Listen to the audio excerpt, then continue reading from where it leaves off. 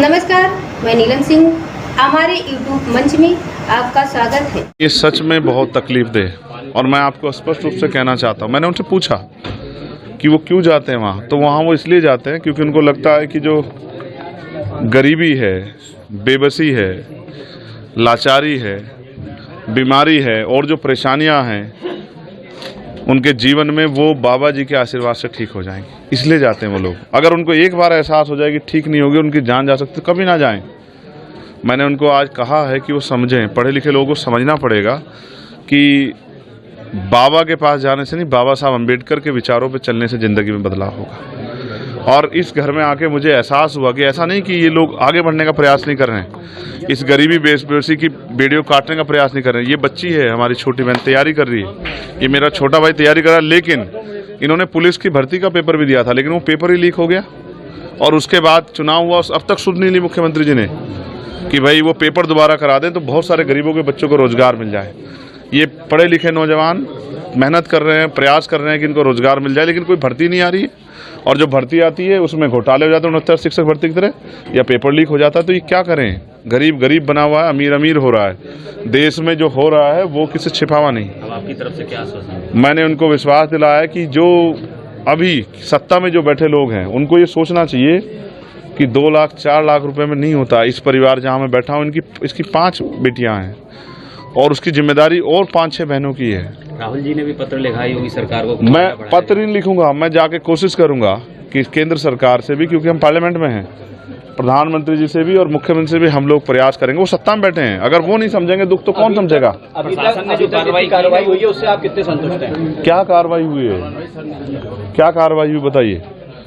सबसे पहले तो सबसे ज्यादा जिम्मेदारी ये है कि जो परिवार टूट गए हैं उन परिवारों को पैरों पे खड़ा किया जाए। इसके लिए सबसे पहले उनको जो है ना, एक उचित मुआवजे की व्यवस्था होनी चाहिए थी।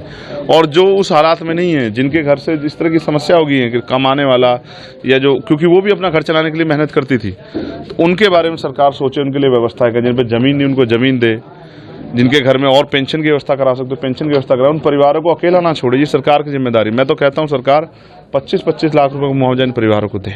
क्या लगता है बाबा पे भी FIR होनी चाहिए? सिर्फ बाबा पे नहीं, हर उस व्यक्ति पे जो इस घटनाक्रम में शामिल हो। सबसे पहले इसकी CBI जांच होनी चाहिए। तो बाबा की अरेस्टिंग होनी चाहिए या नहीं? मुकदमा तो लिखवा दो, प्रशासन की, पुलिस की, पत्रकार। सरकार क्यों बच रही है? क्यों सरकार मुकदमा लिखने किसी और की जरूरत है क्या? बताओ ना। सबका साथ सबका विकास की बात करने वाली इतनी बड़ी घटना पे चुप्पी सरकार की क्या समझ आता है? अपोजिशन पार्टियां भी कहीं ना कहीं बाबा के नाम लेने से बच रही हैं। नहीं, हमें किससे बचने की जरूरत नहीं है। मैं ये कह रहा हूँ कि जांच हो, जो दोषी हो उस पर सख्त कार्रवाई हो, और अगर भविष्य में कोई भी ऐसा हो, किसी भी धर्म का हो, तो शासन प्रशासन आंख बंद करके घरों कमरे अपने दफ्तरों में ना बैठे। क्या ये इंटेलिजेंस का फेलियर नहीं है? क्या ये LIU का फेलियर नहीं है? क्या पुलिस और प्रशासन का फेलियर नहीं है? क्या ये वो इसके जिम्मेदार नहीं है? अगर उन्होंने उचित व्यवस्था की होती तो आज इतनी बड़ी दुर्घटना नहीं होती। तो मैं ये कहता हूँ FIR भी दर्ज हो और जांच हो कि ये किस तरह से हुआ, और जिन अधिकारियों की लापरवाही उन पर भी कार्रवाई हो।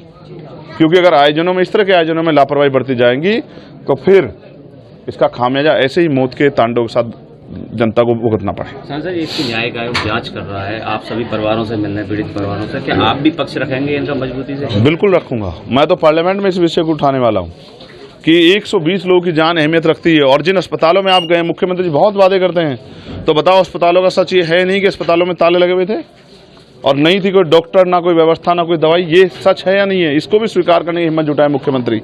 या बस पीठ थपथपा के काम चल जाएगा, केंद्र स्टेट की पीठ थपा, स्टेट केंद्र के बारे में वाहवाही कर देगा। सच बताओ कि अच्छे अस्पताल नहीं है, अच्छे इलाज की व्यवस्था नहीं है, प्रशासन एडमिनिस्ट्रेशन का और पुलिस का फेलियर है, और सरकार जिम्मेदारी ले और 25-25 लाख रुपए मुआवजे की व्यवस्था इन परिवारों के लिए करें। और जो बच्चे बेरोजगार घूम रहे हैं उनके लिए भी रोजगार की व्यवस्था करें। ऐसा भी मुख्यमंत्री को सोचना चाहिए। स्वस्थ रहने के लिए इस्तेमाल करें अयोध्या धाम का श्री राम नाम स्पेशल निरोगी चूर्ण और बुकनू।